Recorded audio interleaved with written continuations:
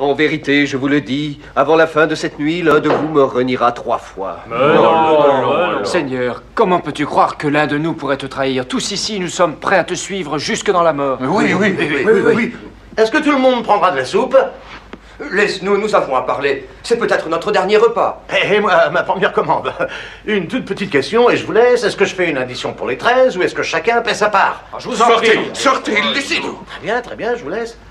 Oui, je vous entends. Et pourtant, je vous le dis, l'un d'entre vous m'a déjà trahi aujourd'hui. Qui? Qui cela peut-il être? Judas! Est-ce que vous prenez une boisson? Je vous recommande le vin chaud épicé, il est divin. Non! Laissez-nous tranquilles. Mais oui, laissez-nous tranquilles, allez. Très bien. Oh, Seigneur. Oui. Quoi? Quoi? Oui?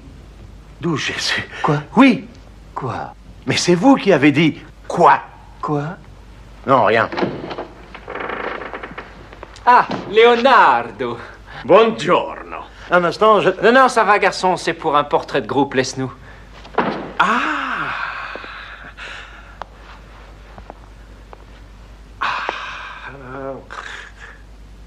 Mais ça ne va pas du tout. Je ne vois que des dos. D'accord. Tout le monde veut être sur le tableau, bien sûr. Allons passer de l'autre côté de la table. Pronto?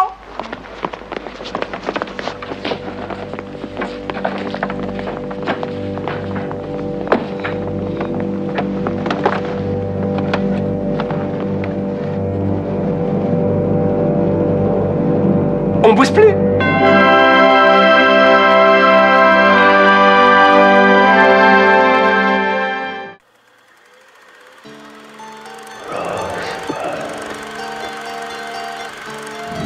I'm sorry, Dave.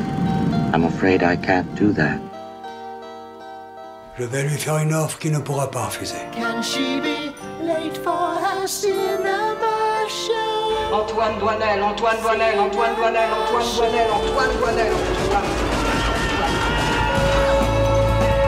Le monde se divise en 2 catégories. Ceux qui ont un pistolet chargé et ceux qui creusent. Toi, tu creuses. Parlez-vous, con de mime? Je suis un homme. Ah, personne n'est parfait. J'aime l'odeur du napalm au petit matin. Vous avez de la pâte? Vous avez du sucre? Alors avec la pâte, vous faites une crêpe, puis vous mettez du sucre dessus. La mer suce des queues en enfer. And I am the best film director in the world.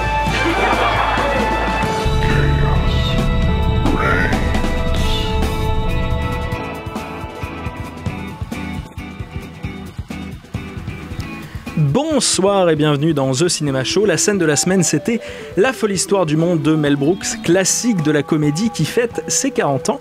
Alors aujourd'hui, dans notre émission de The Cinema Show, on aura des débats sur 3 longs métrages. The Dig, un long métrage sur Netflix, Penguin Bloom aussi sur Netflix, et l'histoire personnelle de David Copperfield sur Amazon Prime. Naturellement, il y aura aussi le quiz que Marie a préparé, a confectionné. Notre équipe du soir, c'est un peu l'équipe canoise finalement, l'équipe des marches, l'équipe de ce parfum de mai qui va maintenant devenir un parfum de juillet, on en parlera tout à l'heure, puisque j'ai autour de moi Marie et Florent. Comment allez-vous? Bonsoir, très bien. Bonsoir. Très bien. À la réalisation, Arnaud, comme d'habitude évidemment, et Margot qui sera à la technique vidéo. On commence tout de suite par les news, naturellement. Now, Buffalo's #1 news team. Good evening and welcome to Eyewitness News at 6. I'm Susan Ortega. And I'm Evan Baxter, and here's what's making news.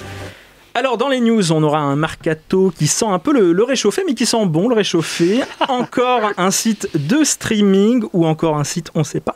Un festival estival. Ah, j'aime bien celle-là, elle est pas mal. Wow. Et Manson, définitivement, un nom de raclure de bidet. Il avait bien choisi son nom. Donc, pour notre habituel mercato aussi, il y aura des... Attends, là, je reprends. Il y aura aussi les actualités... brûlantes. Brûlantes de Florent, ta nouvelle chronique. Tu sais, ça va devenir comme ça. C'est un bon titre. Mais on en parlera tout à l'heure. Pour notre habituelle partie mercato, donc j'ai noté 2 duos d'acteurs-réalisateurs qui vont retravailler ensemble. Donc en premier, le duo de Call Me By Your Name, donc Timothée Chalamet et Luca Guadagnino qui vont se retrouver, non pas pour la suite de Call Me By Your Name, mais... Enfin aussi, non? Ouais, mais c'est encore en discussion, voilà. Bon, on sait pourquoi. Enfin, en tout cas, j'ai pas envie de me prononcer, mais il n'y a pas eu de suite là-dessus. Mais qui vont donc faire un film sur le cannibalisme. Alors, une annonce très très cynique au vu de l'actualité de la troisième personne du succès critique, Call Me By Your Name, Armie Hammer, donc justement accusé par ses ex de fantasmes sexuels et de vampires et cannibalisme. Alors ce projet donc, sur lequel ils vont travailler, Timothée Chalamet et Luca Guadagnino, s'appelle Bones and All, donc en anglais, et ça traitera d'une femme qui se sent obligée de manger les personnes donc, qu'elle aime. Donc il n'y a pas de hasard là-dessus. Est-ce que vous avez un mot à dire sur cette ironie finalement ? Ça sonne comme une blague. Ça sonne comme une blague, tout à fait. Ou un coup de promo, je sais pas, l'un ou l'autre. Je sais pas, mais j'aimerais bien que ce soit un coup de promo aussi. Non, mais à mon avis, ça fait longtemps qu'ils pensent à ça et ils se sont dit merde. Alors là, c'est con. mais en vrai, moi j'y pense, je me dis, mais tout le monde voudra voir ce film, tu vois. Tu te dis, là, oui, certainement, ouais. C'est le film qu'on voudra voir.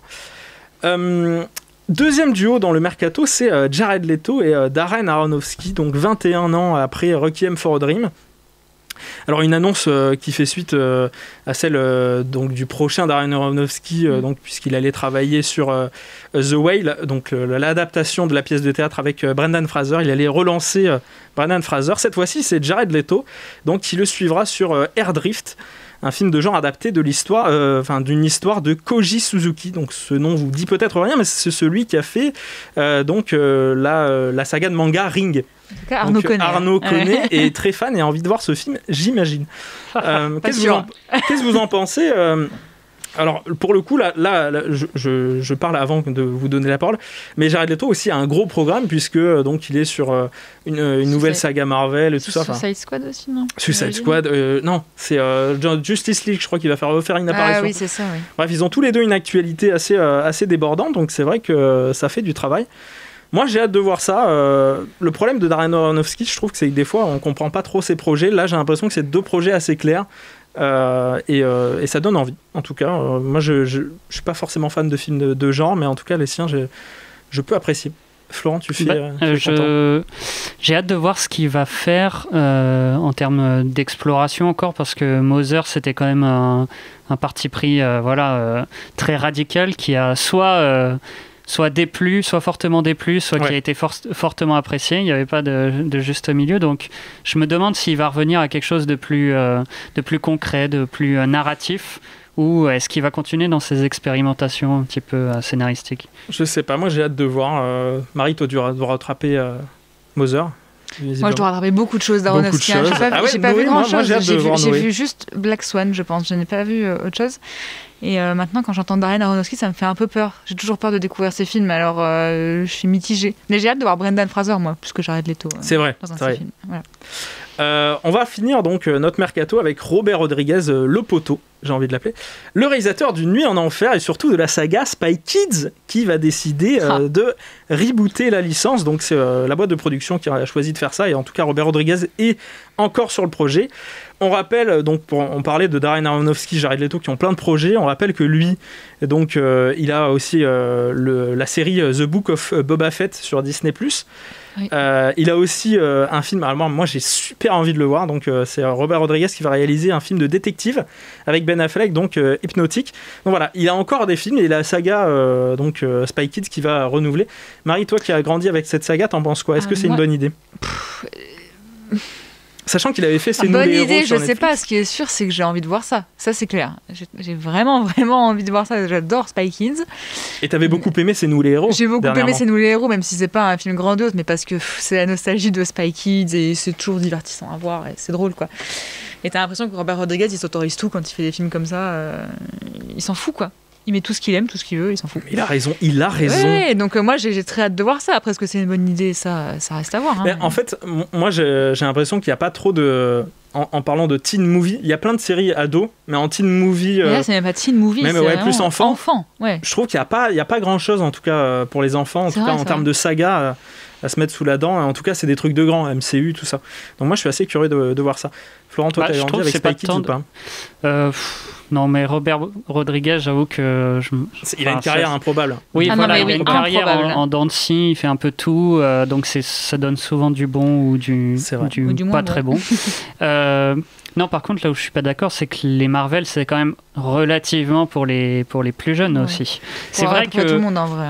Je suis pas d'accord dans le sens où là, quand il avait fait C'est nous les héros que vous pouvez voir sur Netflix, là on regarde vraiment un film pour enfants, on va dire Marvel, mais en tout cas super-héros enfants, tu vois. Spy Kids, c'est enfant, les personnages sont des enfants. Ouais, je comprends. Je pense que ça manque un peu, et même Tom Holland, c'est plus un ado, il représente plus une aura ado que vraiment enfant. Donc, moi j'ai hâte de voir ça, en tout cas avec mes yeux d'enfant.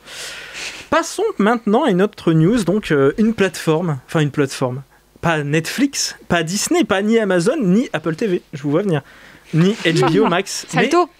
Ah non, pas Salto non plus. Mais Sony Pictures, donc avec la plateforme, je dis plateforme entre guillemets parce que vous allez voir, c'est un peu plus compliqué que ça. Alors pour l'instant, donc rien de surprenant, on pourra voir donc Men in Black, Spider-Man New Generation, et même les Spider-Man avec Tom Holland justement. Mais on verra ça avec une énorme qualité, contrairement, on va dire, aux plateformes traditionnelles. Alors je m'explique. Donc le grand défaut des plateformes traditionnelles en général, c'est la qualité, puisque je crois que In The Panda avait fait une vidéo là-dessus dernièrement. Voilà, ça lag en permanence. Voilà, c'est un défaut qu'on n'a pas par exemple avec des Blu-ray, c'est une frustration majeure en général.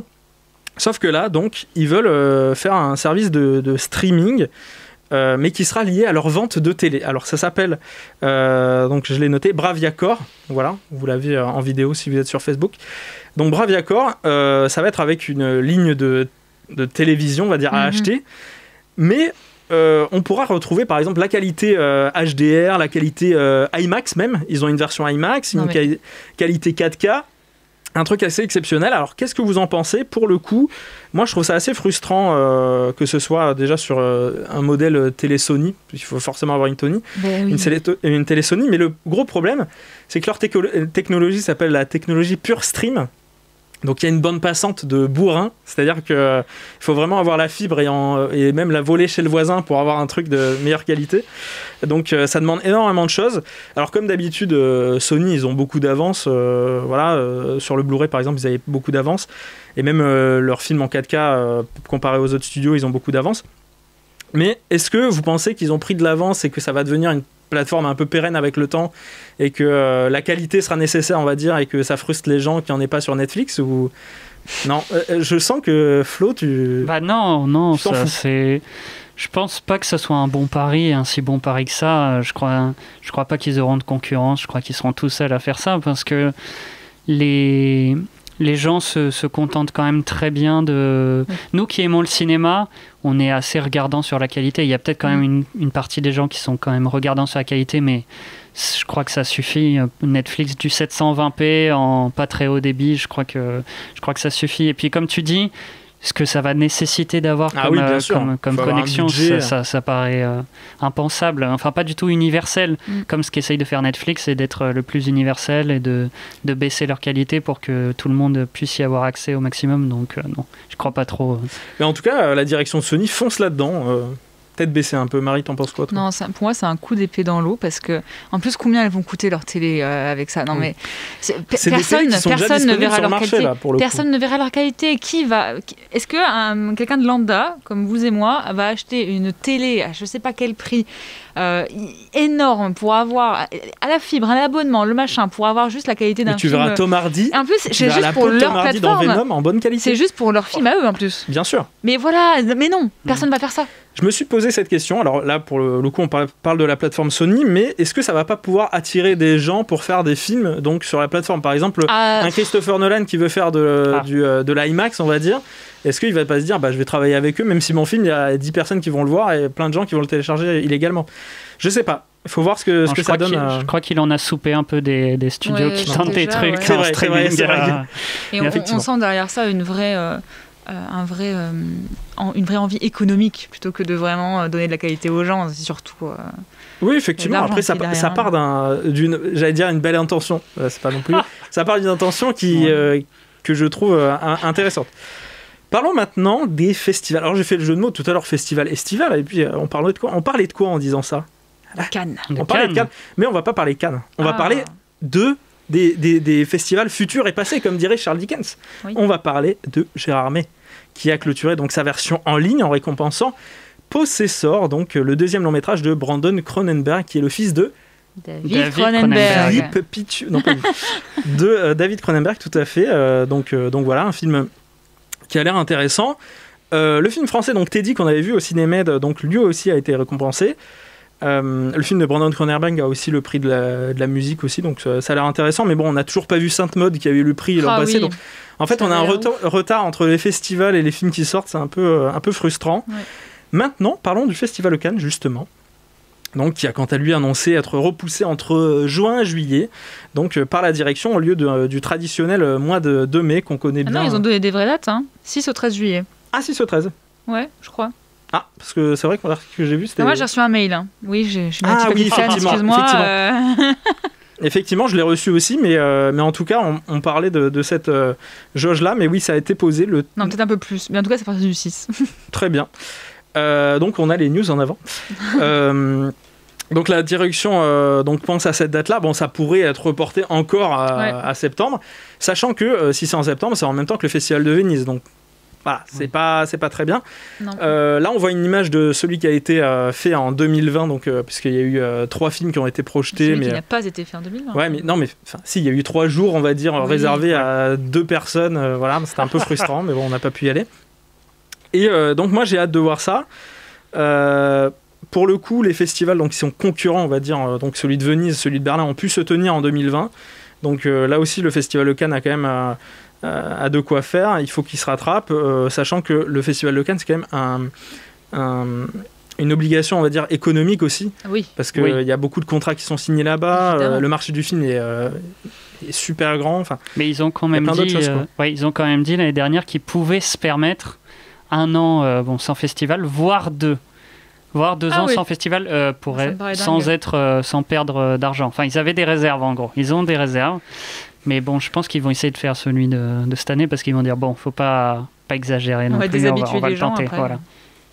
C'est Spike Lee qui va faire un peu la gueule d'ailleurs, parce que finalement il devait être président. Mais bon. Ah oui, mais bon. Alors je voulais finir donc en parlant d'une affaire parce que moi je m'en souviens avoir parlé de l'affaire Weinstein à l'époque. Ça me manque un peu de ces affaires-là, mais pas du tout. Non, ça ne manque à personne. Non, c'est juste qu'il faut parler de ces personnes qui sont quand même on va dire des monstres. Et donc Marilyn Manson est maintenant dans la tourmente, puisque donc l'actrice Evan Rachel Wood, ça fait un moment qu'il y a des suppositions. Là, ça a été clairement dit, puisque l'actrice de Westworld et 4 autres femmes ont accusé Marilyn Manson donc de son vrai nom, puisque Evan Rachel Wood insistait là-dessus, voulait qu'on dise son vrai nom, Brian Warner. Donc l'ont accusé de violences sexuelles et psychologiques qu'il a infligées. Les répercussions de tout ça, c'est on l'a enlevé de la série American Gods puisqu'il a tourné dedans et puis ça fait quelques saisons déjà qu'il a un petit rôle. Son label l'a viré, j'en parle parce que il avait quand même une carrière qui commençait à être plus cinématographique que musicale. On l'avait vu aussi dans The New Pop aussi, donc dans des grosses séries, il commençait à partir plutôt vers les films. Donc c'était aussi pour moi quelqu'un des années 2000 assez important, donc c'est vrai que c'est quand même important de le dire que Marilyn Manson est un violeur. Est un violeur et que c'est fini sa carrière, on espère. Florent, toi tu as maintenant ta chronique, j'ai pas de jingle pour l'instant. Non, ta chronique. Déjà le titre, les news. Les news de Flo, pas du tout. Les news brûlantes. Non, je voulais juste évoquer les nominations pour les Golden Globes 21 qui ont été annoncées cet après-midi et qui se tiendront donc le 28 février prochain. Donc il y a quelques fiertés françaises.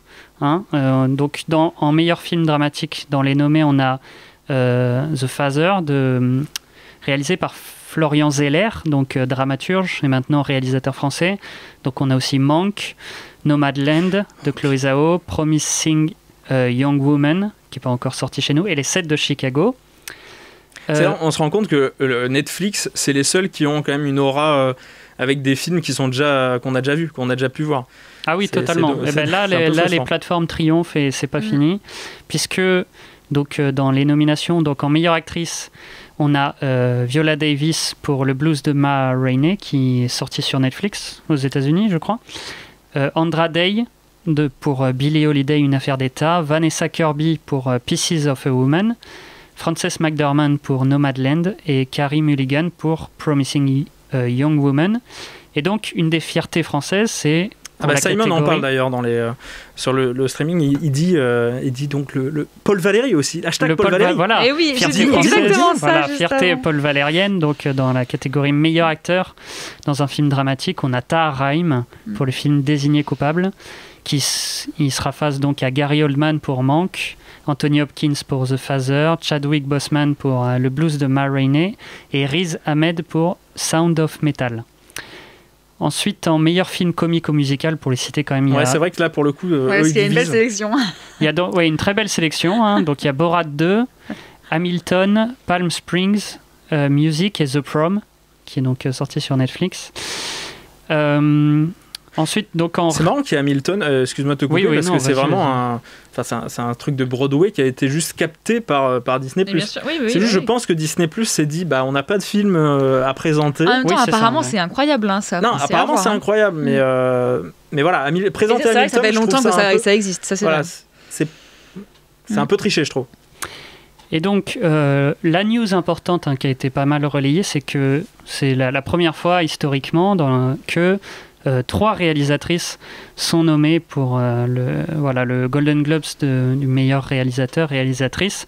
Donc, Emerald Fennell pour Promising Young Woman, Regina King pour One Night in Miami, Chloé Zhao pour Nomadland, et donc, dans la catégorie, il y aura aussi David Fincher pour Manque et Aaron Sorkin pour Les 7 de Chicago. Un beau palmarès. C'est la première fois qu'il y a plus de réalisatrices que de réalisateurs. Oui, Simon, en parlant du coup de One Night in Miami, moi j'aime bien le dire, dit que c'est bizarre qu'il soit pas en meilleur film, mais que Regina King le soit, donc c'est vrai que c'est un peu surprenant. Oui, ça c'est un peu. Il y a des petites surprises comme ça, mais bon, ça prépare un peu les Oscars. Aussi, ça fait ça de temps en temps. Et on sait pas trop, Ouais.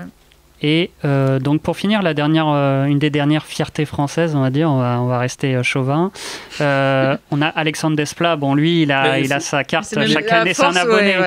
Il a bientôt la nationalité, je pense, américaine. Qui sera nommé donc meilleure bande originale pour The Midnight Sky, qui sera nommé face à Ludwig Göransson pour Tenet, James Newton Howard pour News of the World. Et 2 fois nommé le duo Trent Reznor-Atticus Ross, bien sûr, pour Manque et pour Saul. 2 fois plus avec John Baptiste aussi, pour Saul. Ouais, pour Saul. C'est vrai que ça peut être pas mal. En tout cas, là, tu m'as pris par les sentiments en parlant de cette partie-là.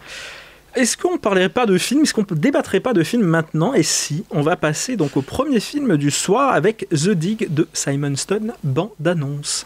Venez, je vous accompagne. Bien. D'habitude, ce genre de demande doit obligatoirement passer par un musée. Je sais. Monsieur Ridmore m'a dit qu'il ne se lancerait pas dans de nouvelles fouilles avec la guerre qui menace. Je travaille sur des sites de fouilles depuis que je suis en âge de tenir une truelle. Mon père m'a tout appris. Qu'est-ce donc, selon vous? C'est probablement un cimetière très ancien. Viking, peut-être même antérieur. Monsieur Brown est archéologue. Je suis plus un fouineur. Vous êtes là pour fouiller les monticules, c'est ça? Vous croyez qu'il y a une chambre là-dessous? Qui sont ces gens qui arrivent? Ils travaillent pour le musée. Dieu du ciel! Madame Pretty, je vous suggère de m'accompagner sur le champ. Pourquoi ils ont enterré un bateau ici? Cela devait sans doute être un homme important. Un chef de guerre ou un roi. Il y en a plein d'autres. Partout. La guerre est imminente et nous avons besoin de toutes les ressources disponibles pour finir avant qu'elle n'éclate. Le haut Moyen-Âge se révèle enfin à nous. Tout le monde va vouloir se l'approprier, mais c'est ta découverte. Pourquoi est-ce que tu es le seul à barboter dans la poussière alors que le pays se prépare à la guerre? Parce que c'est important pour l'avenir. Depuis la première empreinte de main trouvée dans une caverne, nous faisons tous partie d'une formidable continuité. La vie est affreusement courte. Je le sais aujourd'hui. Voulez-vous dîner avec moi? Oui. Il faut savoir en profiter. Un homme peut passer sa vie entière à creuser la terre sans trouver un centième de ce que j'ai découvert ici. Le vaisseau est stable, Monsieur Brown. On va traverser l'atmosphère. Vous vouliez que je fouille ce tertre? Alors je vais m'exécuter. The Dig de Simon Stone. À la fin des années 30, Edith Pretty est une riche veuve vivant dans une immense propriété près de Woodbridge au Royaume-Uni. Elle engage le terrassier Basil Brown, archéologue amateur, pour faire des fouilles sur son terrain. Ils vont alors exhumer une sépulture puis un ancien navire funéraire. Ce trésor qui pourrait bouleverser l'histoire du monde attire les convoitises. Ainsi, le British Museum entend bien s'approprier donc cette importante découverte. C'est un film dans lequel on retrouve en tête d'affiche Carey Mulligan et Ralph Fiennes. C'est un film anglais, et quand on parle d'Angleterre, on parle aussi de Marie Pistolet. Qu'as-tu pensé de ce film ? Tu as une affinité assez particulière avec le cinéma anglais en général, britannique. Qu'en as-tu pensé de The Dig ? Pour moi, c'est une très très belle surprise auquel je ne m'attendais pas. Je n'avais pas entendu parler de la sortie de ce film, je ne savais pas du tout de quoi ça parlait, et je me suis lancée dedans un peu en mode sans attente. Et en fait, j'ai été captivée. Au bout de 10 minutes, en fait, le film a réussi à me captiver, et jusqu'à la fin, j'ai pas lâché la télé des yeux, parce que je l'ai tout simplement trouvé incroyable, ce film. Alors que ça part d'une idée très très simple. C'est la veille de la Seconde Guerre mondiale. Une femme a des monticules dans son champ. Elle a acheté ce terrain il y a longtemps pour faire des fouilles. Elle n'a pas pu le faire. Elle engage quelqu'un pour le faire. Et il découvre quelque chose d'extraordinaire. Et en fait, je sais pas, mais il y a quelque chose d'absolument passionnant à regarder l'histoire se découvrir, en fait. L'histoire se faire découvrir. Parce qu'en plus, ça part d'une histoire vraie. Donc, c'est vrai qu'on en parlait, Raph. Tu avais regardé après, c'est un trésor qui aujourd'hui est très reconnu. Enfin, ils ont trouvé des choses absolument incroyables. C'est inestimable. C'est inestimable, voilà, exactement. Donc ça fait partie de l'histoire. Et en fait, c'est une histoire qui aurait pu ne jamais se dérouler, parce qu'on se rend compte que c'est des contingences très précises qui ont amené à cet événement-là. Et en fait, c'est comme des petits miracles qui se sont produits pour arriver à ce résultat-là. Et j'ai trouvé ça déjà incroyable dans la vraie vie. Mais alors à l'écran, c'est encore mieux rendu, parce que déjà c'est très bien écrit. Je trouve le casting absolument parfaitement choisi. Carey Mulligan, elle est incroyable dans son rôle. Je trouve que c'est une actrice vraiment excellente. Et Ralph Fiennes aussi, évidemment, qui fait une performance remarquable dans son rôle d'archéologue amateur. Je trouve que le duo marche très très bien, et même les seconds rôles qu'il y a, Lily James, l'acteur qui joue le cousin, que je ne me rappelle plus de tout son nom, mais Johnny Flynn, je crois. Johnny Flynn, voilà, ils sont tous excellents. Il y a une vraie osmose entre tous ces acteurs. Et ça s'accompagne d'une image, d'une esthétique qui est magnifique. Les plans, la photo, elle est très belle. Hein. Oui, très Malik. Très Une vie cachée, son dernier. Mais Malik, je trouve que c'est plus clair. Je sais pas comment dire, mais plus clair. Il y a plus de couleurs. Peut-être là, c'était très presque sépia, l'image. Et il y avait des magnifiques couchers de soleil, la terre qui est creusée, les trésors qui sont trouvés. Enfin, toute l'image fait ancienne, mais c'est très bien maîtrisé, c'est très beau. Et je trouve que même si ça peut paraître lent, en fait, cette histoire, et en même temps on s'ennuie jamais. Il trouve quelque chose, on est passionné par ce qu'il trouve, et puis ça continue, et puis il y a un coup de théâtre, le musée veut se l'approprier, et en fait on est pris dedans du début à la fin. Et c'est également très émouvant, parce qu'il y a une histoire très émouvante derrière l'histoire du personnage de Carey Mulligan. Elle est folle, parce que cette femme a une vie incroyable aussi. Et tout ça sur un fond de veille de Seconde Guerre mondiale. Et en fait, on sent cette aura planer, et les gens savent ce qui va se passer, ils savent que la guerre va éclater, et malgré tout, ils font des fouilles, ils cherchent le passé, parce qu'ils savent que le futur est bouché et qu'il va se passer des choses horribles. Et je trouve que cette ambiance-là se mêle très bien en espèce de tapis de fond un peu dramatique sur une histoire merveilleuse de découverte. On a un espèce de conte un peu bulle dans la grande histoire avec un grand H qui est dramatique, et on sait ce qui va arriver, et nous on est enfermés dans cette petite bulle et on est bien, quoi. Je te rejoins là-dessus, mais en fait c'est assez surprenant comme un film qui n'a pas non plus un rythme enchaîné, ou même te fait rentrer dedans, mais direct. En fait, en 5 minutes, t'es dedans. Et pourtant, le film t'a pas montré non plus de scènes d'action incroyables, ou de scènes d'émotion incroyables. Ni de trésors à la Benjamin Gates, hein, voilà, c'est pas non plus... Comme on peut l'avoir dans Madré, par exemple, qui est un film mélodramatique aussi, mais qui te capte dès le début pour une angoisse. Là, c'est vraiment plutôt lent, mais t'es direct devant, et c'est limite magique. Tu te dis, mais comment le film m'a attrapé ? Et moi, ce que j'adore avec... et ça, t'es revenu dessus, c'est que t'as l'impression que c'est une poupée, la poupée russe historique. Oui. Il y a des mini-histoires et en fait tu te rends compte qu'au début ça part d'une découverte où tu dis finalement on s'en fout un peu on va dire de cette découverte historique, tu dis c'est l'histoire du pays, c'est fantasmagorique, mais en fait on se rend compte que la grande histoire est dans une petite histoire qui est une petite histoire et chemin faisant on se rend compte que la petite histoire, c'est par exemple l'histoire de Lily James qui est en couple avec un connard qui lui est plutôt amoureux d'un mec. Enfin voilà. Et en fait, on part d'un grand truc pour finir sur quelque chose de super intime. Ouais. Et c'est assez fort ça. Mais tu vois, tu parles de ces personnages. Effectivement, son mari est pas correct avec elle. Et je trouve que le film est très juste sur la gestion de ces personnages. Je trouve qu'il ne porte pas de jugement sur ce qui peut se passer. L'histoire du coup de Lily James et de son mari, comment elle évolue et tout ça, je trouve qu'il n'y a aucun jugement posé et que tout est écrit très justement sur leur évolution justement. Enfin, je sais pas, ça m'a sauté aux yeux. Et Florent, toi, The Dig, t'as kiffé ou pas? Écoutez, oui, c'était merveilleux, ça va finir dans mon top de l'année, retenez-le. On note. La photo, j'aimerais revenir sur la photo c'est magnifique, c'est dingue et en fait, ça respire la terre. En fait, on ressent la terre, on respire la terre dans laquelle ils ont la tête toute la journée. Et c'est magnifique. Et bon, la réalisation, elle est super. Et en fait, ça revient à ce qui fait le cinéma. C'est-à-dire que les dialogues, ils passent aussi par les regards. Enfin, la simplicité de mettre un point d'orgue sur les regards plutôt que sur les dialogues. Mais en fait, c'est magnifique. Et il y a un moment dans le film où j'ai été vraiment très touché, comme tu as dit, il y a beaucoup, beaucoup d'émotions. Et voilà, j'ai pas hésité à lâcher ma petite larme. Et dites-le autour de vous quand vous pleurez au milieu d'un film. C'est pas grave, c'est bien. Et il y a tout qui plane, il y a tout qui est planant. La guerre plane, la maladie plane, l'amour plane, tout.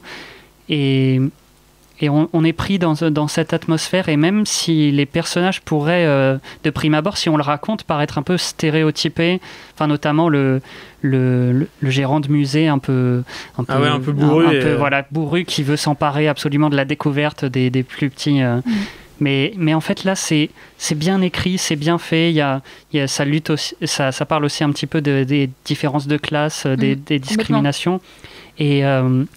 Et Ralph Fiennes, il est incroyable. Carey Mulligan, ils sont incroyables et ils n'ont pas des rôles. C'est pas forcément des rôles à Oscar. Ils seront pas nommés. En vrai, Carey Mulligan, elle est nommée pour autre chose, mais je trouve qu'elle a quand même une performance qui est.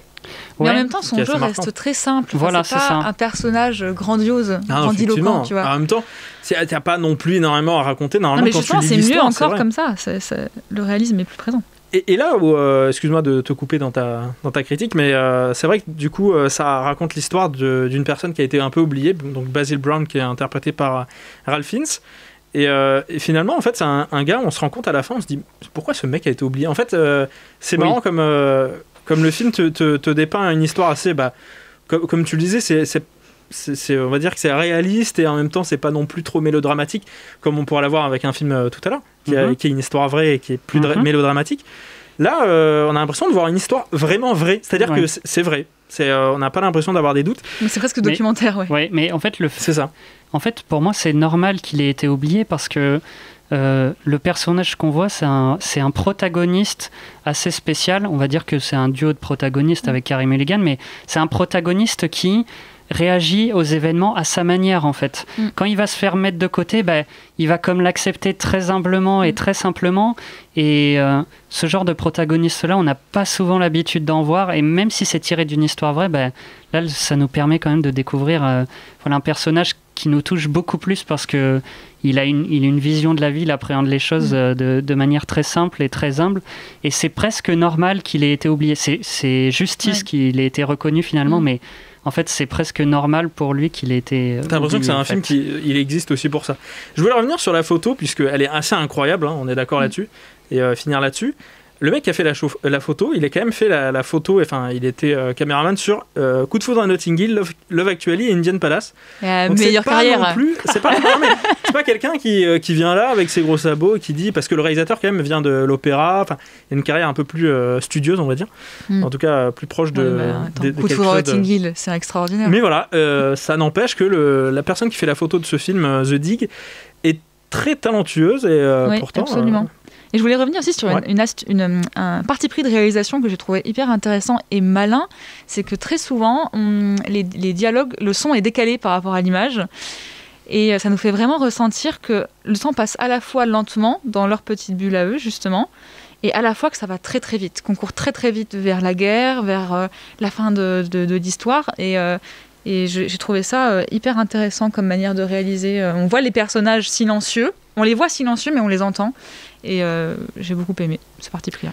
Vous l'avez compris, donc on a aimé The Dig, et en tout cas on le recommande à toutes les personnes qui ont envie de cinéma un peu auteur, parce que souvent c'est le cinéma qu'on a dans les salles et tout ça, et on en a aussi auteur, sur les mais facilement regardable. Auteur et très accessible, majestueux, très beau. Ouais. Et on en a aussi sur des plateformes, notamment Netflix, et donc un qui est sorti récemment, donc The Dig. On va passer à notre pause musicale avec Block Party et Positive Tension.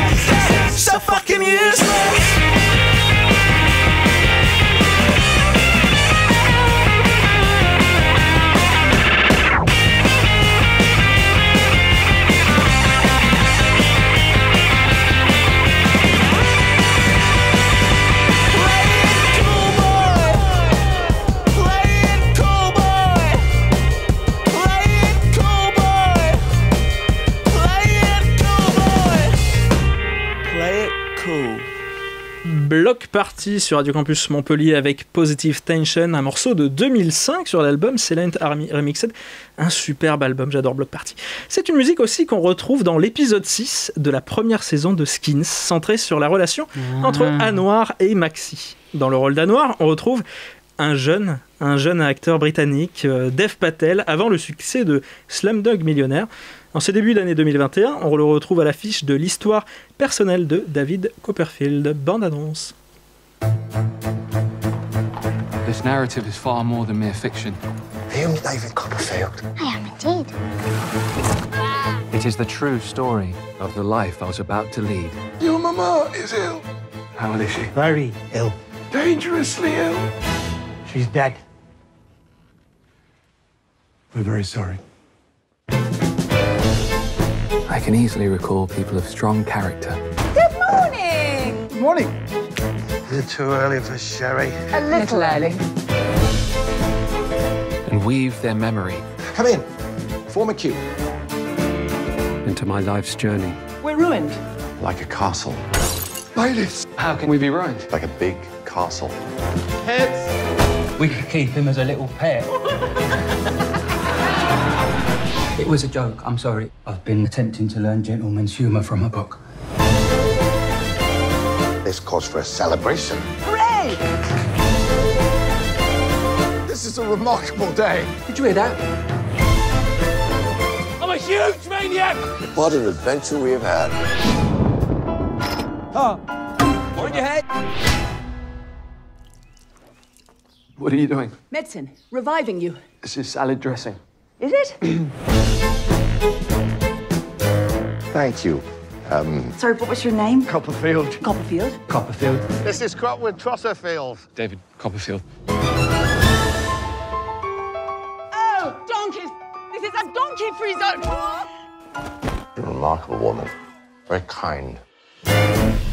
L'histoire personnelle de David Copperfield de Armando Iannucci, adaptation du classique de Charles Dickens qui suit le parcours de David Copperfield, d'une enfance pauvre jusqu'au statut d'auteur à succès et de magicien. Pas du tout. Ce n'est pas un magicien. Le manque de culture. Grâce à la persévérance, donc, il trouvera son succès dans sa discipline personnelle qui est l'écriture, on verra. Donc c'est une adaptation dans laquelle on retrouve dans le rôle principal, donc comme je le disais, Dev Patel. Il y a aussi un très bon casting puisque Tilda Swinton, Peter Capaldi, Hugh Laurie, Ben Whishaw. Un casting magnifique, tu veux dire. Exactement. Ben Whishaw sont aussi de la partie. Florent, qu'as-tu pensé de ce long métrage qui est Alors, je voulais préciser avant de te donner la parole que c'est un long métrage qui est sorti, qui a été montré au Toronto International Festival en 2019. Donc c'est un film qui a beaucoup de retard. Ah oui, d'accord. Parce qu'il a 2 ans de retard. Pas. D'accord. Voilà. Mais ça parle toujours pas d'un magicien, du coup. Pas du tout. Alors, on peut repréciser, David Copperfield n'est pas David Copperfield. D'accord. Exact. Qui est le magicien qui a pris son nom inspiré de ça, mais bon, c'est vrai que notre culture Charles Dickensienne est assez... Voilà, laisse ça désirer. Et moindre par rapport à notre culture de magicien. Mais est-ce que ce film t'a appris des choses plus que ça? Ah bah oui, alors j'ai découvert du coup l'histoire de du vrai David Copperfield, du premier en tout cas, et c'était un film très sympathique, j'ai trouvé, très divertissant. Il y a quelque chose en plus de très poétique, très fantastique, par les images que ça véhicule. On a un réalisateur qui vient s'amuser quand même avec certaines images parce que si j'ai bien compris que l'œuvre de Dickens était constituée de pas mal de poésie, d'images, que le héros peut noter sur des bouts de papier. Et donc là, ça vient parfois se présenter à l'écran. Il joue avec ça. Et en fait, j'ai pourtant pas lu le livre, mais j'ai l'impression que le travail d'adaptation est super bien réussi parce que ce qui peut se faire avec les petits bouts de papier, le réalisateur arrive à le transposer avec des images, lui, et il y a même des projections de cinéma parfois derrière les acteurs pour rappeler des flashbacks. On vient mettre des perruques à des monuments. Enfin, il y a les acteurs qui se baladent dans des histoires racontées, dans des flashbacks. Il y a tout ce parti pris-là, très, très poétique, très fantastique presque, et qui est vraiment très divertissant, très plaisant. Et une mention spéciale quand même pour les acteurs. Les acteurs sont tous super, notamment le duo Tilda Swinton-Hugh Laurie qui est merveilleux, qui est incroyable. Après, en termes de progression de l'histoire, je pense que c'est relativement classique, mais parce que je pense que Charles Dickens a influencé des récits qu'on a vus plus tard. Enfin, je pense que c'est un cadre, une progression très classique en passant par plusieurs familles, plusieurs étapes. Mais je pense que c'est parce que ça a beaucoup influencé après toute la culture. Donc, c'est un super moment à passer, voilà, j'ai trouvé. Et donc, je le conseille vraiment. C'est vrai que moi, j'ai plus de défauts à donner à ce film. Donc, l'histoire personnelle de David Copperfield, je trouve qu'elle est entre deux... Enfin, ça a le cul un peu entre deux chaises, je trouve. C'est que t'as d'un côté, t'as l'impression que le réalisateur, donc, qui est quand même Armando Iannucci, qui est un mec qui fait plutôt l'humour un peu cynique, politique, et voilà, qui a un peu cette fibre-là. Et tu le sens un peu. Et j'ai l'impression que, du coup, visuellement, il a voulu faire un truc qui part un peu sur du Gilliam, c'est-à-dire qu'il a envie de faire des trucs de fou. Il y a un torrent au bout d'un moment, on a un navire renversé qui est une maison, enfin ça j'imagine que c'est dans l'histoire, mais, mais visuellement on n'a pas cette folie, et finalement je trouve qu'il y a une arythmie un peu, entre un rythme un peu plus lent, traditionnel peut-être d'une adaptation qui fait plus téléfilm, sans vouloir critiquer les acteurs. Je trouve que le rythme et tout ça, la photo encore ça va, mais ça fait plus téléfilm. Et d'un côté, il y a une folie qui prend pas. Je trouve que ça prend pas, ça fait pas rêver, ça fait pas. Il y a pas assez de folie. Dev Patel, j'ai l'impression qu'il s'amuse pas assez. J'ai l'impression qu'il y a un peu ce côté-là dans David Copperfield, malheureusement. Marie, je sens que tu n'as pas du tout mon avis. Et que ce film britannique, encore une fois. Je rejoins plutôt Florent sur ce coup-là. En fait, j'ai pas non plus une connaissance grandiose de l'œuvre de Charles Dickens, mais je trouve que ce film cristallise assez bien l'essence de son univers, de ce qu'il peut écrire. Parce que Charles Dickens, il écrit des choses très réalistes, mais avec un style fantastique. Parce qu'il apporte de l'onirisme et de la fantasmagorie à des histoires qui porte plus sur les différences de classe, parce qu'il a à cœur de défendre les orphelins, les enfants, comment la société victorienne de l'époque traitait les enfants, la nouvelle bourgeoisie qui l'exècre, on peut se le dire. L'œuvre de David Copperfield, non, l'œuvre de Charles Dickens, c'est ça, c'est beaucoup de politique finalement, mais qui l'enrobe dans quelque chose de très enfantin et donc de très fantastique. Et je trouve que ce film rend tout à fait ça, parce que on a tous ces sujets-là qui reviennent dans le film, c'est surtout centré sur la bourgeoisie du coup, et sur les orphelins et les enfants, et comment sont traités les enfants dans cette société. Mais comme on voit le film à travers les yeux de David Copperfield, qui est un enfant très imaginatif et qui devient après un auteur à succès, son imaginaire va très très loin. Tu le disais, Florent, il écrit des phrases sur des bouts de papier parce qu'il a trop de pensées dans sa tête, donc il doit les expulser et les écrire. Comme on voit tout le film à travers ses yeux, qu'on est de son côté, c'est évident qu'on voit du coup le monde de manière un peu fantastique et que tout nous paraît un peu bizarre, un peu comme si on était un peu dans un semi-rêve, mais parce qu'on est David Copperfield, concrètement. Et d'autant plus que David Copperfield, c'est la pseudo-autobiographie de Charles Dickens. Donc lui, je pense qu'il voyait la vie comme ça, comme David Copperfield. Et donc du coup, c'est vraiment la manière dont il veut transmettre sa vision du monde aux gens. Surtout que c'est censé être censé, j'ai envie de dire, pour le personnage, parce qu'il a une vie un peu... je trouve vraiment des bas-fonds, il n'a pas d'argent du tout. Ah donc, oui, on est sur un self-made man, concrètement. On peut rentrer dans cette histoire, peut-être qui a inspiré plein d'autres histoires, où tu as un personnage qui se crée un univers. Oui, pour s'en sortir. Il y en a plein, des films comme ça, il y en a plein. Mais je trouve que là, l'univers est trop proche de la réalité, ou la réalité est trop proche de... Mais en même temps, c'est ça. J'ai l'impression que ça ne prend pas. C'est un film qu'on regarde. Écrits, c'est ça aussi. Alors, c'est pas parce que j'attendais de voir de la magie, mais... T'attendais un remake de Scrooge, en fait. Non, pas vraiment, mais j'attendais un moment où ça devient une folie totale. Je voyais la progression, je voyais que voilà, on a un personnage Hugh Glory il est incroyable déjà. Qui joue son personnage. Oui, le personnage un bêta super sympa qui collectionne les il est hyper attachant, le personnage est très hyper attachant, qui aime bien le cerf-volant, enfin qu'on met d'un côté de marginaux, on va dire.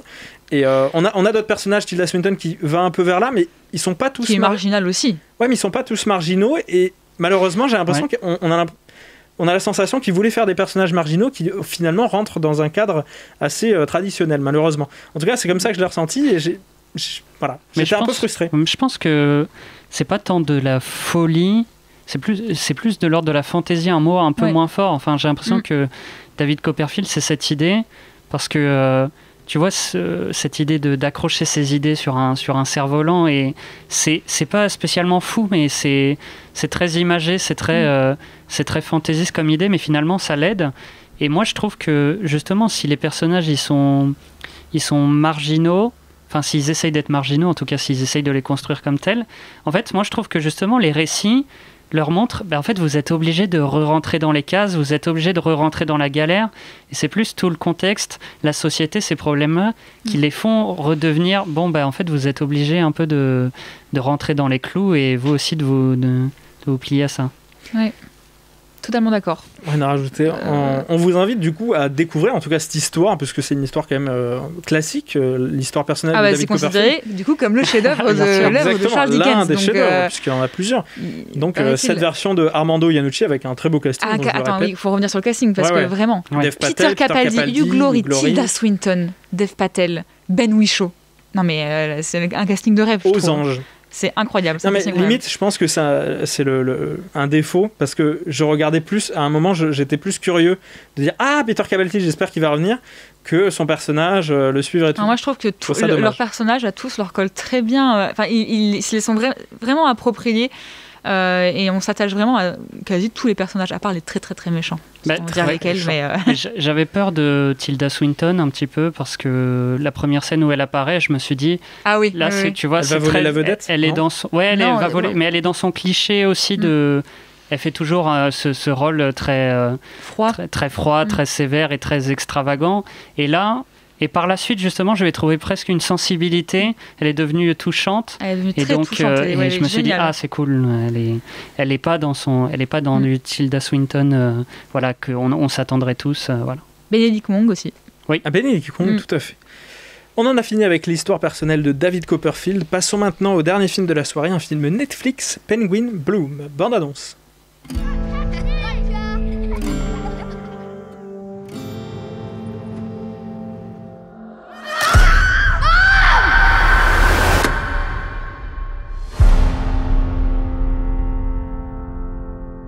Can you feel this? That's cool. Like a superpower. This isn't forever. You want to erase yourself, who you were. There's the weight of the world on my shoulders. But you're still you, Sam. Hello. Maybe you should have left it there. She needs a name. Penguin.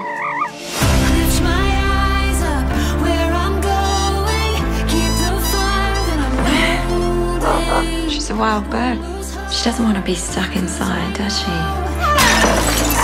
Boys and I were struggling. You're struggling. Yes, it's all of us.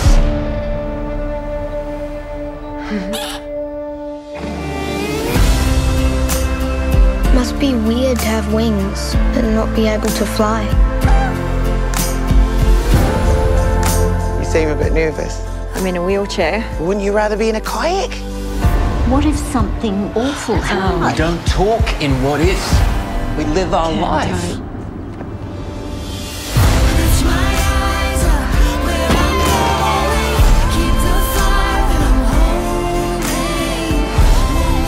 I'm sorry I haven't been strong enough to help you through it, but I am.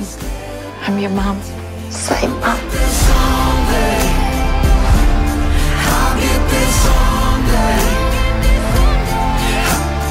Turns out magpies mate for life. Totally monogamous. Well, maybe that explains why they're so miserable.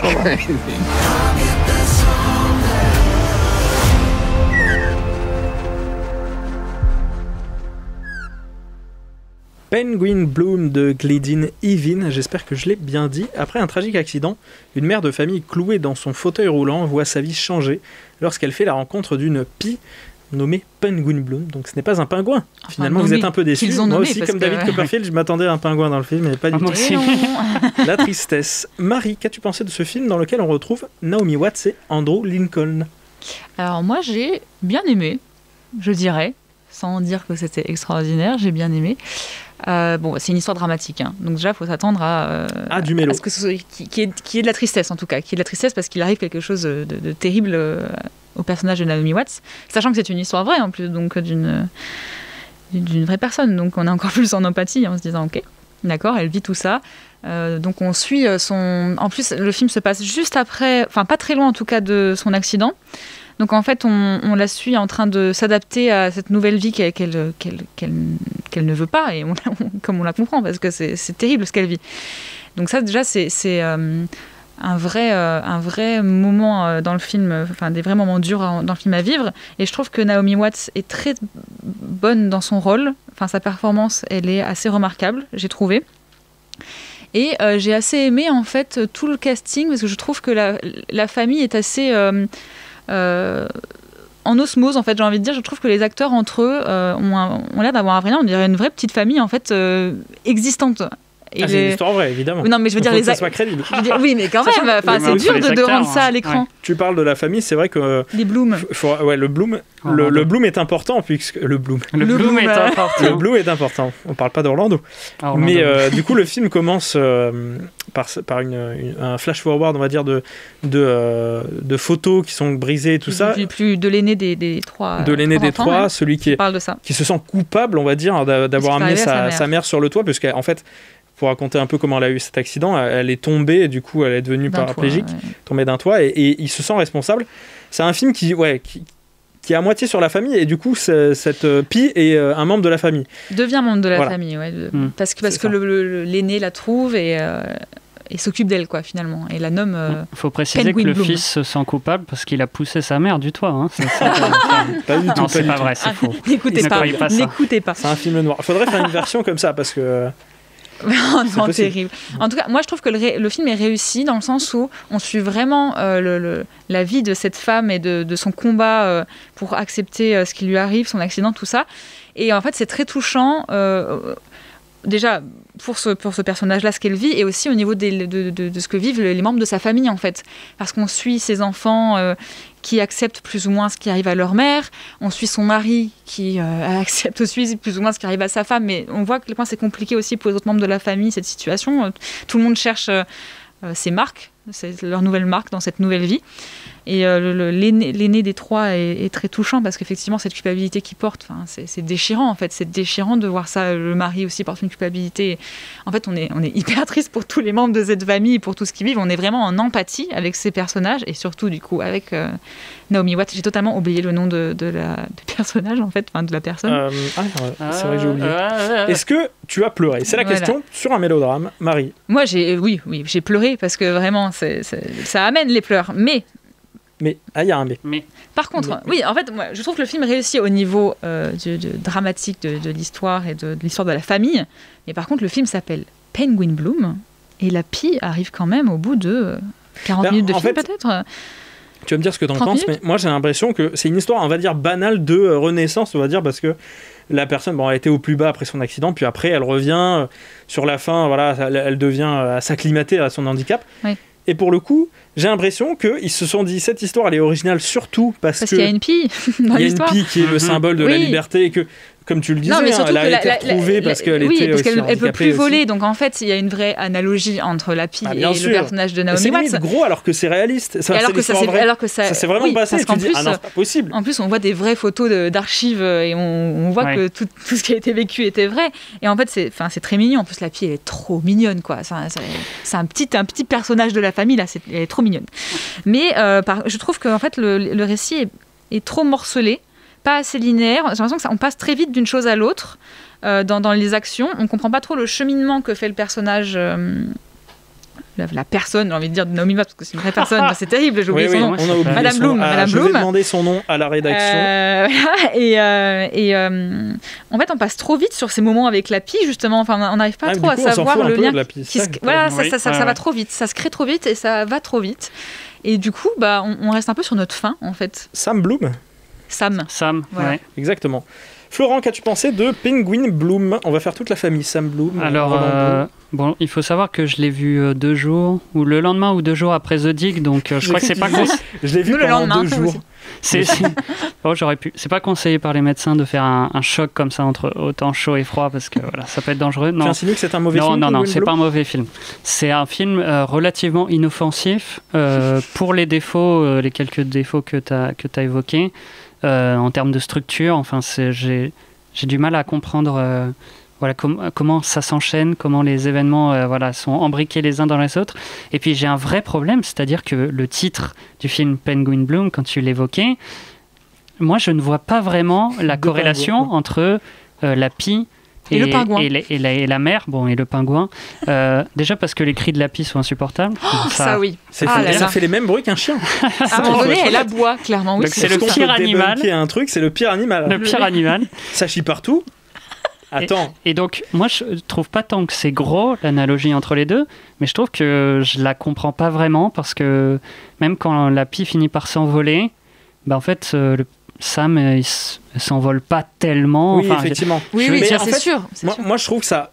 encore tant mieux, parce que déjà tout le film je me suis dit mais c'est trop mélodramatique. Enfin en fait les enfants déjà on a l'impression que c'est des enfants qui sont joués par des gens de 60 ans parce qu'ils ont de la responsabilité. Ils sont hyper matures, ça c'est vrai. Ils sont matures. Oui, mais en même temps c'est on dirait qu'ils ont éduqué une famille déjà. Je veux dire le scénariste c'est quand même scénarisé en partie par Cameron Bloom. Mais oui, mais c'est ça le problème. Je pense que il a tellement idolâtré, on va dire, son histoire qu'il lui donne une dimension. Moi je pense pas, j'ai confiance en lui, je pense que c'est réaliste. Quand on regarde la bande-annonce, on voit une renaissance. On a l'impression, c'est un drame qui va nous ébranler, qui va nous faire tomber par terre. Une histoire passionnante. Moi, je trouve pas que le film vend ça de base. Je trouve malheureusement, moi, je trouve qu'il vend ça et au final, il y répond un peu mal parce que je trouve que le film est un peu poétique. Ça va, c'est un film. Il y a des beaux plans. L'Australie est très bien filmée. Enfin, l'endroit où c'est filmé, c'est magnifique. Franchement, on a envie d'y aller. Et envie d'y vivre, et il y a des scènes qui valent le coup, mais franchement je trouve que l'histoire globalement on dirait une histoire qui a été faite par quelqu'un on lui a dit en 10 minutes fais-moi une histoire qui va me faire pleurer. Oh non, je trouve que t'es dur. Et ça fait un peu ça, je trouve. En fait le problème c'est que sous prétexte d'une histoire vraie on peut se dire oui mais en même temps c'est comme c'est dans l'histoire, enfin comme c'est la réalité on est obligé de tout mettre parce que c'est quand même une famille typique australienne, on va dire on a une piscine et puis ils font des skates sur le toit et puis un trampoline et puis machin, voilà. C'est quand même je trouve qu'il y a beaucoup de beaux plans, mais qui sont surtout sur Naomi Watts. Enfin, le réalisateur aime beaucoup son actrice, quoi, parce que elle est magnifiée, tu vois. Elle est vraiment toujours mise en lumière, même des plans un peu surréalistes ou des plans où elle est plongée dans l'eau, des plans où elle se lève alors qu'elle peut pas se lever. Enfin bon, bref. C'est toujours très beau, mais quand c'est sur Naomi Watts, après les autres, je trouve que c'est relativement banal. En fait, c'est un film qui va avoir du succès, je pense, sur Netflix, qui va bien marcher. C'est un film qui, je pense qu'ils le mettent aussi dans la bande-annonce, c'est un film qui est pour toute la famille. Et voilà. Je pense que, par exemple, les jeunes pourront bien aimer ça en se disant c'est un film un peu mature, mais en même temps, c'est un film dramatique. Enfin, je trouve que ça peut plaire à ce genre de public-là et ça peut être un drame familial. Voilà. Ok, mais très gentil. Enfin, tout le monde est gentil dans ce film, à part la mère, c'est pas non plus, qui est des fois en dessous quoi. Mais voilà, c'est ça. Après, il y a une belle scène de dernier conflit, de réconciliation, moi qui m'a beaucoup touché quand même. Donc le fond de l'histoire est quand même beau. Après, on en sort avec les photos originales de Cameron Bloom sont magnifiques aussi. C'est vrai que ça pour le coup, alors il y a tout le temps ça dans les films, on va dire c'est un peu huilé de mettre là, elles sont vraiment belles. De mettre des photos, voilà. Mais là, le personnage joué par Andrew Lincoln, qui est l'acteur de The Walking Dead qu'on voit dans... Qui est un très bon acteur, de fait. On voit dans très peu de choses, malheureusement, alors que je trouve qu'il est assez doué. J'ai jamais vu The Walking Dead, mais...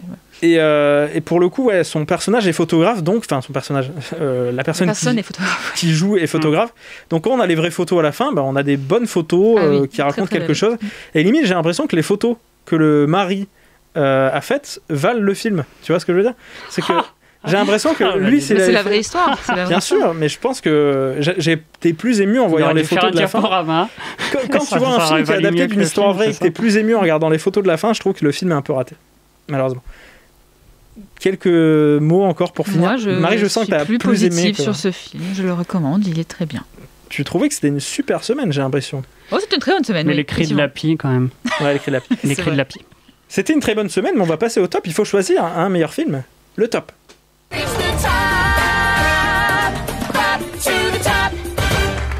Pour rien vous cacher dans les coulisses, on sait ce qu'il y a et je vais pas être surpris. Florent, qu'as-tu mis en premier en film que tu as vu cette semaine? The Dig, bien sûr. Marie? The Dig. Et je fais comme vous. The Dig. Donc The Dig est le meilleur film, en tout cas, selon l'équipe de TCS de la semaine. Est-ce que maintenant, on passerait pas à quelque chose d'un peu plus combatif qu'un bon film, un meilleur film? Voilà, on va se battre puisque c'est un duel. Effectivement. C'est un quiz. Le quiz! The game is on.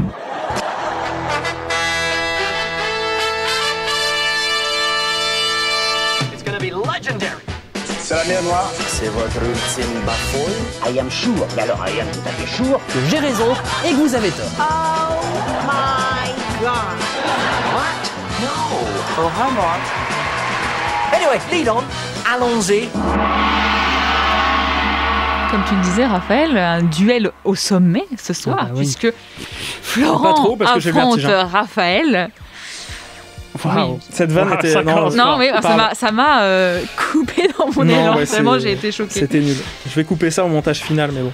C'est pas possible, ça, en direct. C'est vrai. Trop tard.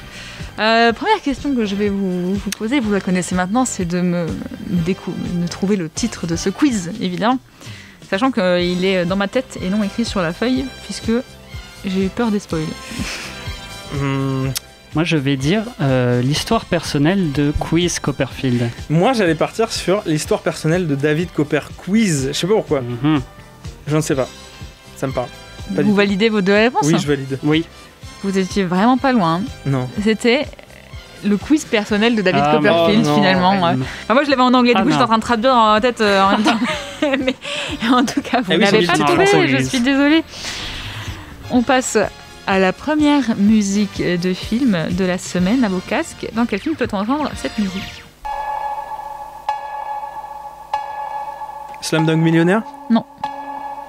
Ah purée, pas mal. Je me suis dit, ça marche bien. Franchement, c'est simple. Lion? Non. Il n'y a pas de lien avec Dev Patel. Ah merde! Ce que tu cherches là, non. En tout cas, la musique est pas mal. Ouais. Ah, The Impossible, non? Non. Bah non, j'avais déjà. Oh là là. C'est un lien plutôt avec The Dig. Un lien avec The Dig. Drive? Non. J'en ai tenté avec Carey Mulligan. Enfin, t'es pas loin, hein, mais... C'est Carey Mulligan? Ah non, ça se pourrait. Gatsby le Magnifique? Oui. Je la connais pas, celle-là. Le Magnifique, effectivement. Du coup, évidemment, avec Carey Mulligan dans le rôle de Daisy Buchanan. Écoute, Raphaël, tu gagnes un point sur ce coup. Je le vois là, c'est bien parce que sur la vidéo, je peux mettre mon point là, hop, il est là. Vous voyez? Pas t'en rajoute un. Ouais, c'est ça. Découvre la technologie. Margot ne lui en rajoute pas, hein, surtout pas. Si, là, il faut en rajouter un. On passe à En or ou en bois. Première info. Jared Leto a vendu son Oscar pour aider les hôpitaux américains à lutter contre le Covid. J'ai la réponse. Est-ce que c'est vrai? Est-ce que c'est faux? Je ne l'ai pas, mais je me dis, comme il a découvert le Covid il y a quelques semaines, je sais pas, je dirais faux, moi. Je dirais faux aussi. Effectivement, c'est faux. Pourquoi, Florent? Il l'a perdu. Enfin, il sait pas où il est. Exactement. La vraie info, il sait pas où il est. Exactement. La vraie info, c'est que l'Oscar a été perdu. Il a dit que la statuette aurait disparu comme par magie il y a 3 ans lors de son dernier déménagement. Voilà. Arnaud a fait le déménagement de Jared Leto. De Jared Leto. Donc, est-ce qu'il serait pas un peu responsable? Est-ce que tu as retrouvé la statuette? Il a un truc brillant derrière le dos. En tout cas, ça fait 2 points pour Raphaël, 1 point pour Florent. Deuxième info. Certaines marques partenaires de James Bond ont demandé à la production de modifier des séquences pour mettre à jour les produits dérivés utilisés dans le film en mettant en avant des produits plus récents. Est-ce que c'est vrai? Est-ce que c'est J'ai la réponse. Ça, je dirais vrai, mais je crois que je l'ai passé comme ça. Je dirais vrai. Je dirais vrai aussi. Effectivement, c'est vrai. Il a été révélé que certaines scènes allaient être retouchées avec soin pour mettre en avant des modèles plus récents de vêtements et d'accessoires.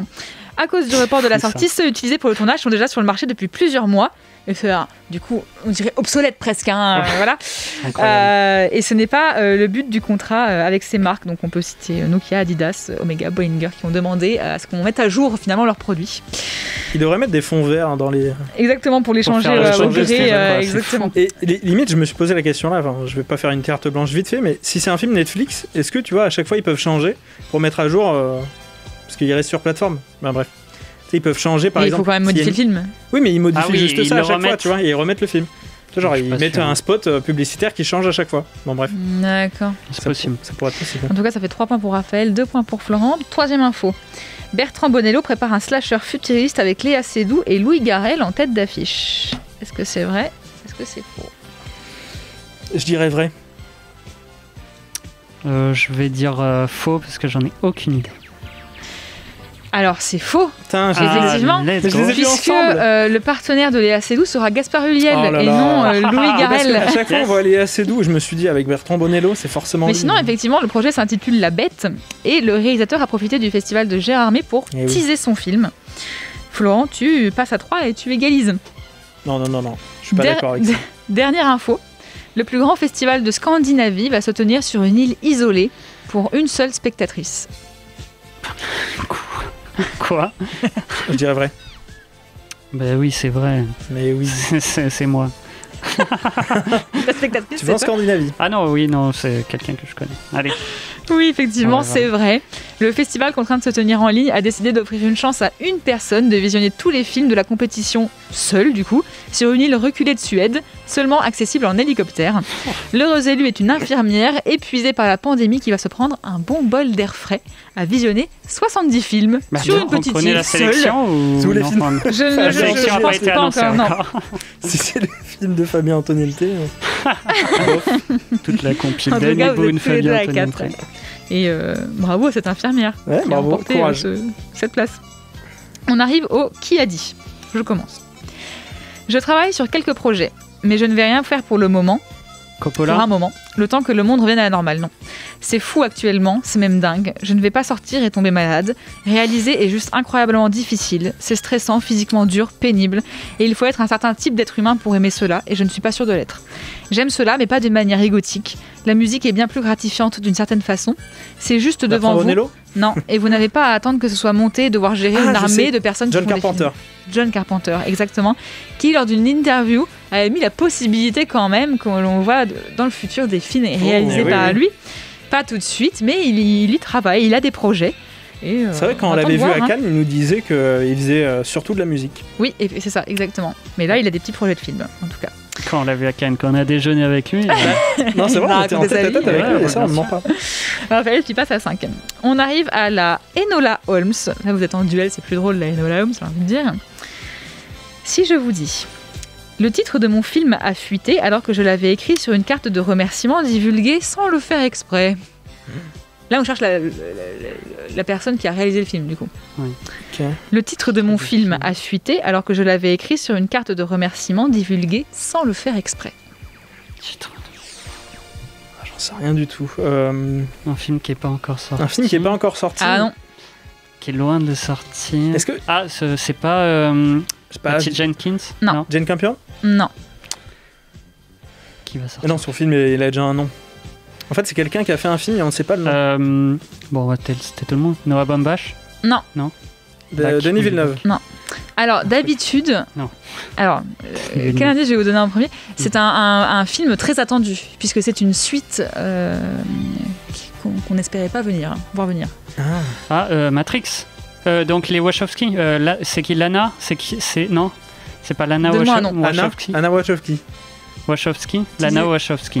Lana Wachowski, pardon, effectivement. Problème de prononciation. Parce que il me semble qu'elle est seule à réaliser pour le coup. Oui, effectivement. Oui. Ouais. Et du coup, voilà, elle a envoyé une carte de remerciement à la maquilleuse pour la remercier d'avoir travaillé sur le film. La maquilleuse en retour s'est dit je vais faire un petit post pour remercier Lana Wachowski et il y avait la petite carte sur ce post et donc on a vu le titre du Matrix 4 et du coup je vous annonce que Matrix 4 s'appellera Matrix Résurrection. Oh, voilà. Pas mal après Révolution. Mais par contre, est-ce que c'est pas grave en fait? C'est juste qu'il l'avait pas annoncé quoi, donc mais bon, c'est un peu drôle je trouve. Ça fait de la pub.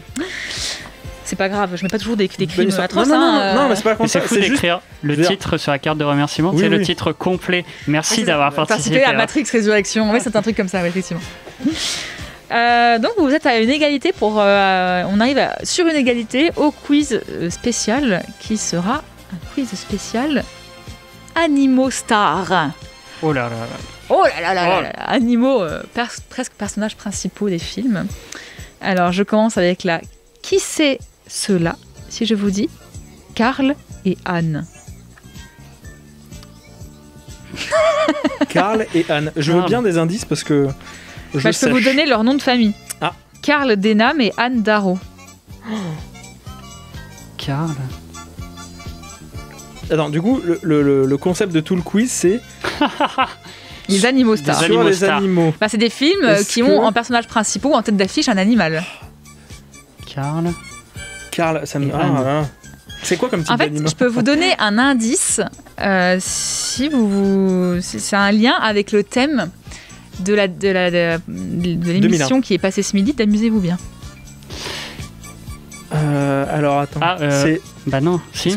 L'île aux chiens du coup. L'île aux chiens. C'est pas l'île aux chiens, mais vous avez le bon thème en tout cas. Ah, attends, non. On salue Gaël, si tu nous écoutes. Effectivement. Magnifique émission. Sur les îles, du coup. Et du coup, c'est sur la Corse. Non, j'ai compris. C'est un film qui se passe sur une île, en tout cas. Voilà. Sur une île, ok. Une île avec des animaux. Lilo et Stitch. Avec un très gros animal. Très gros animal. Très gros animal. Kong Skull Island. Tellement drôle. Non, mais t'es pas loin. Ah bah King Kong alors. Non. Let's go. King Kong de Peter Jackson. C'est effectivement. Volé, un peu, c'est vrai, mais bon, c'est la vie, hein, j'ai envie de te dire. Dégoûté. Effectivement, King Kong de Peter Jackson, qui se passe sur une île, hein, on peut se le dire. On passe à une réplique, un film. Dans quel film peut-on entendre cette réplique ?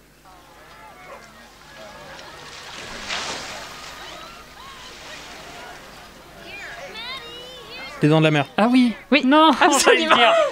J'ai senti dans ton regard qu'il y avait quelque chose. Oui, effectivement, c'est Les Dents de la Mer. La fameuse scène où il s'attend à ce que le requin attaque et il est toujours pris à partie par quelqu'un sur la plage. Et voilà.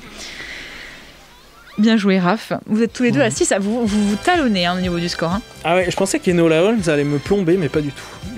Ça, c'est beau. Oh, mais c'est vrai ça. Parce que, attends, je le dis parce que j'ai pas compté, mais j'ai l'impression que... Mais tu me le rappelles, j'ai oublié d'enlever les 3 de la Enola Holmes. Et oui, je crois que ça me fait 4 malheureusement. Mais non. 3 attends, dis donc, Raphaël. Merci de m'avoir rappelé. Merci. Okay. Ouais, non, je pensais que tu m'avais enlevé un point. Non, j'ai totalement oublié. Et du coup, ça a fait un point de moins que pour Florent, parce qu'il a pas gagné de point, non ? Enfin, j'en sais rien. Mais bon, c'est pas grave.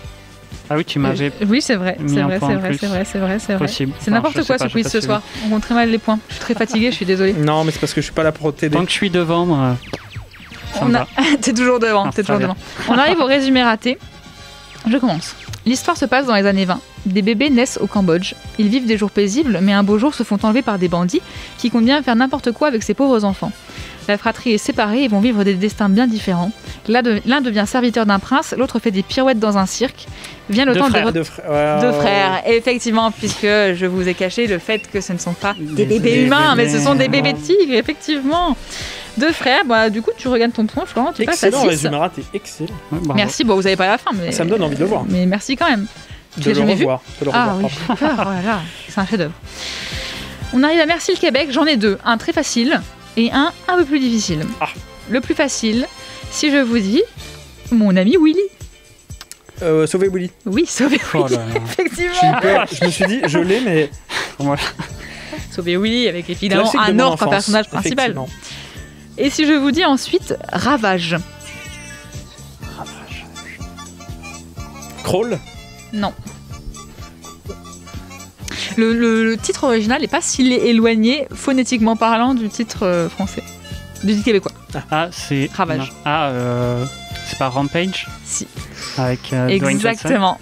Avec Dwayne Johnson, de Brad Payton, avec du coup un gorille albinos qui est en tête d'affiche, aux côtés de Dwayne Johnson. Florent, tu gagnes encore un point, tu arrives à 7. On arrive au film qui baise ensemble. On remercie encore une fois évidemment Adrien Méniel pour ce concept totalement hilarant. Je commence. C'est l'histoire d'un bébé que l'on arrache à sa famille. Cette famille va tout faire pour le retrouver, quitte à affronter des entreprises diaboliques et des manias de l'argent. Mija, la plus jeune, compte bien se mesurer à la sorcière blanche pour empêcher son ami aux grandes oreilles de finir en steak. À moins que celui-ci ne trouve le moyen de voler de ses propres ailes. Ah, j'ai pas le titre complet, ça m'énerve. Le titre complet, alors vraiment, c'est 2 titres très courts. Hein, Ah bon ? Oui. Ah ouais. Ah oui. D'accord. Ah bon ? Oui, non, mais si, parce que si tu... si tu prends la... Ogjarnia ? Attends. Non. C'est pas ça ? C'est pas parce que je cite la sorcière blanche que je cite le film dans lequel la sorcière blanche apparaît. Hein. C'est plus une analogie finalement. Attends, est-ce que tu peux répéter, s'il te plaît ? C'est l'histoire d'un bébé que l'on arrache à sa famille. Cette famille va tout faire pour le retrouver, quitte à affronter des entreprises diaboliques et des manias de l'argent. Peut-être, je ne sais pas, un patron de cirque. Mija, la plus jeune, compte bien se mesurer à la sorcière blanche, du coup Tilda Swinton dans Okja, ça tu l'avais deviné, pour empêcher son ami aux grandes oreilles de finir en steak. Dumbokja, voilà, pardon. Effectivement. C'était Narnia qui Je vois pas, mais non, ce n'était pas Narnia, c'était Dumbo. Dumbokja, ça te fait gagner un point de plus, tu passes à 5. Du coup, le monde de Narnia, le lion, la sorcière blanche et l'armoire magique. Hein, oui. Voilà, waouh, il a le titre. Pas mal. On arrive au pas tourné. Question. Bart l'ours est l'ours le plus célèbre d'Hollywood. Surnommé le John Wayne des ours, il eut une belle carrière et a donné la réplique à de nombreux acteurs, sauf un parmi cette liste. Lequel? Anthony Hopkins, Ethan Hawke, Brad Pitt, Michael Caine, Joaquin Phoenix. Est-ce que tu connaissais ça? Alors, si vous voulez que je vous situe Bart l'ours, c'est l'ours du film L'ours de Jean-Jacques Hano. Ah, très bien. Ah oui, je l'ai croisé là-dedans. Adulte, oui, donc adulte. Je l'ai croisé à Lidl. Super sympa, le gars. Il est resté humble. Le John Wayne des ours. Malheureusement, ça va être du hasard. Du hasard. Je vous l'ai redit, Anthony Hopkins, Ethan Hawke, Brad Pitt, Michael Caine et Joaquin Phoenix. Je vais dire Joaquin Phoenix. Très bien. Je voulais dire la même chose, mais bon, comme c'est du hasard, on va tenter Michael Caine. Je note. Alors, Anthony Hopkins, il a joué avec Bart l'ours dans À couteau tiré, le plus vieux film, et Légende d'automne. Ethan Hawke, lui, a donné la réplique à Bart l'ours dans Cro-Blanc. C'est très drôle qu'il se donne la réplique. Il se donne pas vraiment la réplique, oui. Voilà, c'est une figure de style. Brad Pitt dans Légende d'automne et l'Armée des 12 singes. Et Michael Caine dans Terrain miné. Je suis désolée, par contre, Joaquin Phoenix n'a jamais joué avec Bart l'ours, à son grand regret. Je m'en doutais parce que je me suis dit, comme il est vegan, il fait attention à ses contrats et qu'il... C'est vrai. Je n'avais pas pensé à ça. Moi, je me suis dit, je le verrais pas tourner avec un animal. Eh bien, tu as eu une bonne intuition, puisqu'il n'a pas joué avec Bart. Tu passes à 6, Raphaël. On arrive au casting 5 étoiles. Jean Rochefort, Donald Sutherland, Marie Benel, Jacques Higelin, Cheikh Cario, Lou Delage... Sébastien. Non, Daniel Auteuil, Marina Hens, Guillaume Canet. Quoi? Guillaume Canet? Japlou. Japlou. Let's go. Effectivement, de Guillaume Canet, qui adapte l'histoire du vrai Japlou, qui est du coup un cheval renommé. Tu passes à 8, Florent. On passe à la dernière musique de film. Dans quel film peut-on entendre cette musique? Cette chanson. C'est pas Alvin et les Chipmunks? Non, mais c'était dans de bons types de films.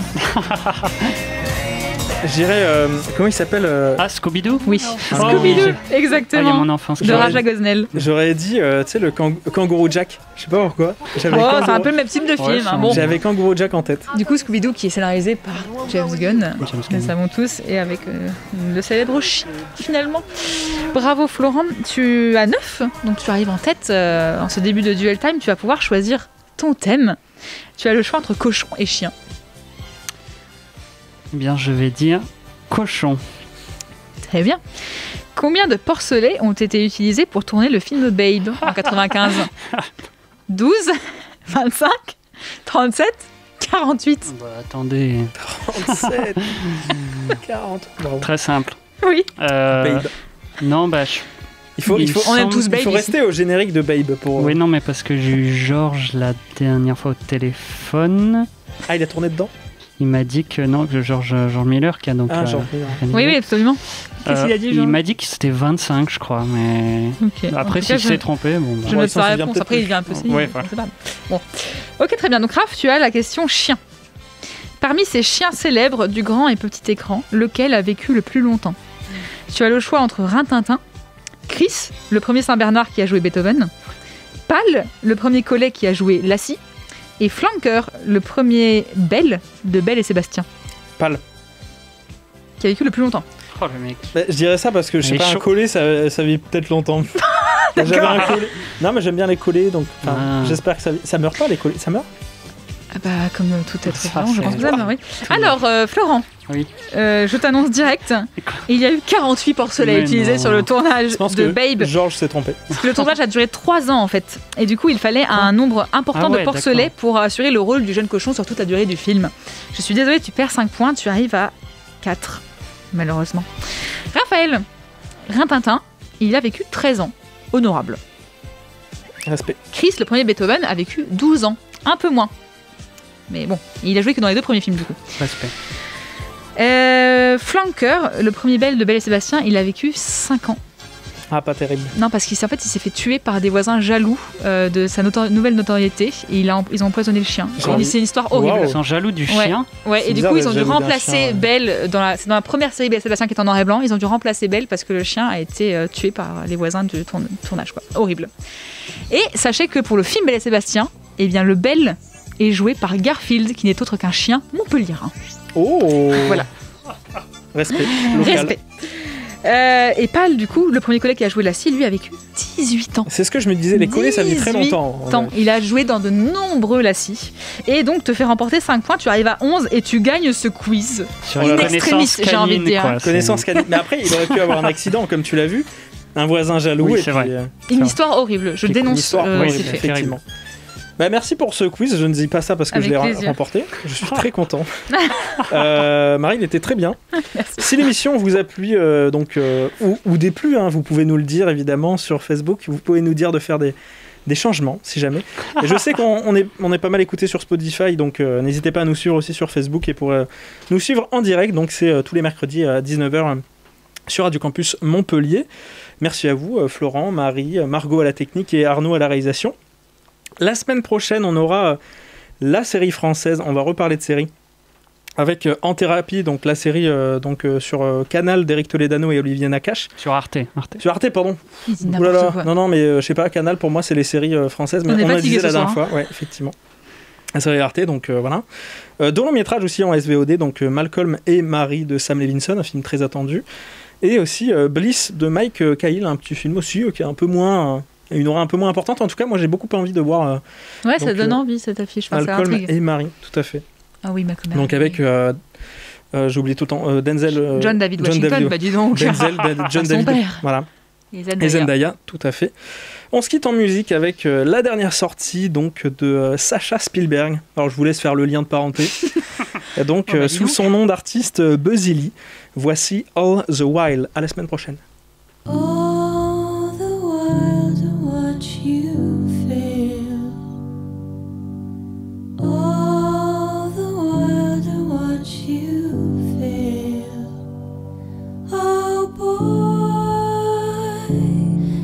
Turn the lights around on the eye.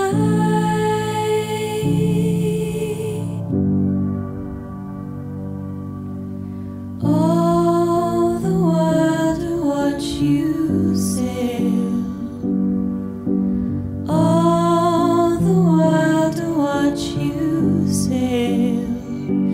Never learned to fight so well, albeit dry. Always had a crooked nail as some front.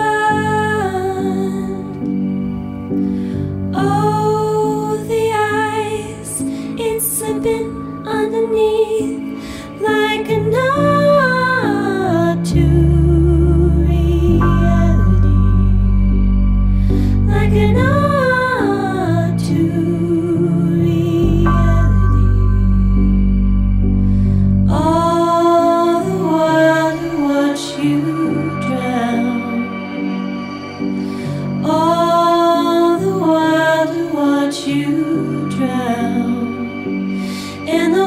down revenge sets its sights on a satin lace corset to be tied.